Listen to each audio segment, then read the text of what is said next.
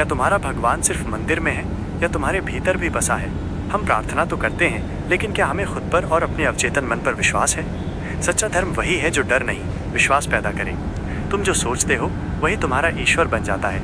अगर तुम ईश्वर को भीतर महसूस करना चाहते हो तो ये वीडियो तुम्हारे जीवन का मोड़ बन सकता है। अध्याय 19 धार्मिक विश्वास और अवचेतन मन। अनादिकाल से मानवता ने एक उच्च शक्ति, एक दिव्य उपस्थिति या एक रचनात्मक बुद्धि की खोज की है। इस खोज ने धर्मों को जन्म दिया है और इन धर्मों ने प्रार्थना, ध्यान और विश्वास के माध्यम से हमें उस शक्ति से जुड़ना सिखाया है। डॉक्टर जोसेफ मर्फी हमें सिखाते हैं कि ये उच्च शक्ति वास्तव में हमारे अपने अवचेतन मन की असीमित रचनात्मक शक्ति है और धार्मिक विश्वास कोई अंधविश्वास नहीं, बल्कि अवचेतन मन को सक्रिय करने का एक सबसे शक्तिशाली तरीका है। यह अध्याय बताता है कि कैसे धर्म के वैज्ञानिक और मनोवैज्ञानिक सिद्धांतों को समझकर आप अपने विश्वास को एक ठोस शक्ति में बदल सकते हैं, जिससे आप अपनी प्रार्थनाओं को स्वीकार कर सकें और एक अद्भुत चमत्कारिक जीवन जी सकें।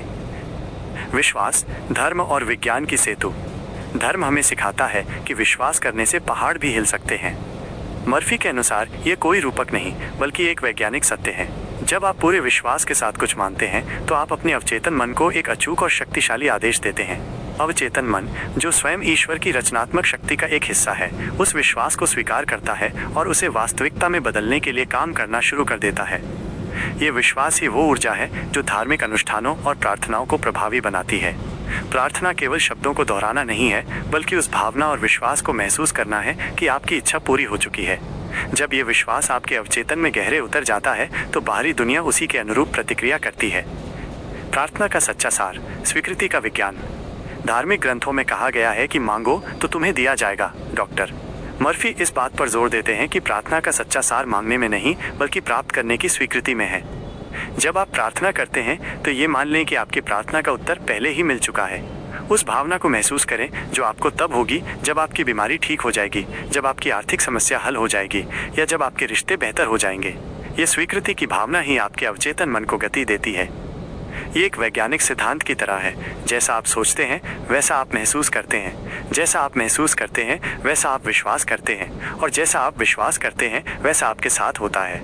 ये चक्र ही धार्मिक आस्था की शक्ति का आधार है। धार्मिक प्रथाओं का मनोवैज्ञानिक प्रभाव। लगभग सभी धर्मों में कुछ प्रथाएं होती हैं, जैसे मंत्रों का जाप, ध्यान या धार्मिक गीत। ये सभी प्रथाएं मनोवैज्ञानिक रूप से आपके अवचेतन मन को प्रभावित करती हैं। पुनरावृत्ति, जप। जब आप किसी मंत्र या प्रार्थना को बार बार दोहराते हैं तो आप अपने अवचेतन मन को एक ही संदेश देते हैं। ये संदेश धीरे धीरे आपके मन का हिस्सा बन जाता है। भावना भक्ति। धार्मिक भक्ति के दौरान उत्पन्न होने वाली गहरी भावनाएं आपके अवचेतन मन को सबसे शक्तिशाली तरीके से प्रभावित करती हैं। ये भावना ही वो ऊर्जा है जो आपकी प्रार्थनाओं को साकार करती है। शांत मन ध्यान। प्रार्थना और ध्यान का उद्देश्य मन को शांत करना और बाहरी दुनिया से अलग करना है। इस शांत अवस्था में आपका अवचेतन मन सबसे अधिक ग्रहणशील होता है और आप उसमें जो भी विचार डालते हैं वो तुरंत स्वीकार कर लेता है। आस्था और अंधविश्वास में अंतर। डॉक्टर मर्फी इस बात पर जोर देते हैं कि आस्था और अंधविश्वास में एक बड़ा अंतर है। सच्ची आस्था आपके अवचेतन मन के रचनात्मक सिद्धांतों पर आधारित होती है, जबकि अंधविश्वास डर और भ्रम पर आधारित होता है। अंधविश्वास में आप सोचते हैं कि कोई बाहरी शक्ति आपके साथ अच्छा या बुरा कर सकती है। आप डर में जीते हैं। लेकिन सच्ची आस्था में आप जानते हैं कि आपके भीतर एक दिव्य शक्ति है जो आपकी ही सोच और विश्वासों पर काम करती है। ये आपको भय से मुक्ति देता है और आपको आपके जीवन का निर्माता बनाता है। धार्मिक विश्वास से चमत्कार का अनुभव। हजारों वर्षों से लोग प्रार्थना के चमत्कारों की बात करते रहे हैं। एक व्यक्ति की बीमारी ठीक हो गई, दूसरे को संकट में मार्गदर्शन मिला, तीसरे को आर्थिक समस्याओं से मुक्ति मिली। डॉक्टर मर्फी के अनुसार ये चमत्कार कोई दैवीय हस्तक्षेप नहीं, बल्कि एक अवचेतन मन का वैज्ञानिक परिणाम है जो आस्था और विश्वास के साथ सक्रिय हुआ था।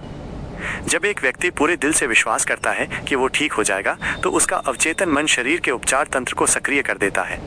जब एक व्यक्ति ये विश्वास करता है कि उसे एक समाधान मिलेगा तो उसका अवचेतन मन उस समाधान को उसकी चेतना में लाता है।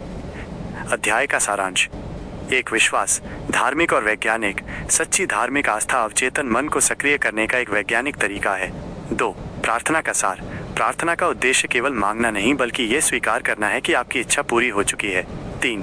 धार्मिक प्रथाओं का प्रभाव। जप, भक्ति और ध्यान जैसी धार्मिक प्रथाएं आपके अवचेतन मन को सकारात्मक रूप से प्रभावित करती हैं। 4. आस्था बनाम अंधविश्वास। सच्ची आस्था मन के सिद्धांतों पर आधारित है, जबकि अंधविश्वास डर पर आधारित है। 5. चमत्कारों का वैज्ञानिक आधार. प्रार्थना से होने वाले चमत्कार अवचेतन मन के वैज्ञानिक नियमों के परिणाम हैं. निष्कर्ष. आपका अवचेतन मन वो शक्ति है जो धार्मिक विश्वास को एक अद्भुत वास्तविकता में बदल सकती है. जब आप अपने धर्म के आध्यात्मिक सिद्धांतों को अपने मन के वैज्ञानिक नियमों के साथ जोड़ते हैं तो आप एक ऐसी शक्ति को जगाते हैं जो आपके जीवन में शांति, खुशी, स्वास्थ्य और समृद्धि ला सकती है.